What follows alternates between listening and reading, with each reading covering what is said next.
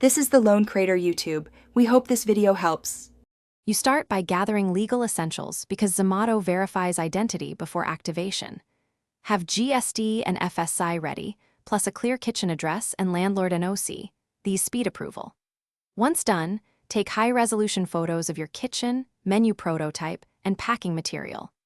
Then log into the Zomato partner portal and complete the initial registration form using your business legal name and primary contact. Make sure details match your GST and FSI records to avoid rejection. This first step unlocks the verification. Now you create the operational backbone. Design a concise menu that customers can scan quickly, with correct prep times and clear pricing. Upload professional food images, 5 to 10 per menu, because visuals drive clicks. Use consistent aspect ratio for thumbnails.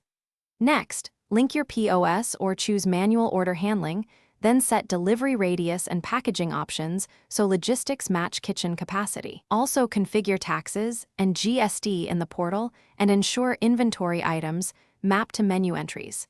This avoids cancellations and stockouts. Finish by completing verification and accepting a few test orders to confirm packaging, prep timing, and delivery handoffs.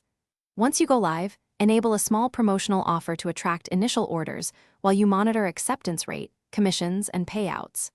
Train staff on packing and time targets, and check analytics daily to tweak menu and pricing.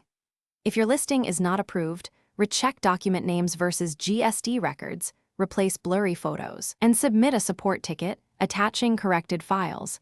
This is the fastest fix to approval delays. Thanks for watching. Consider subscribing if we helped you.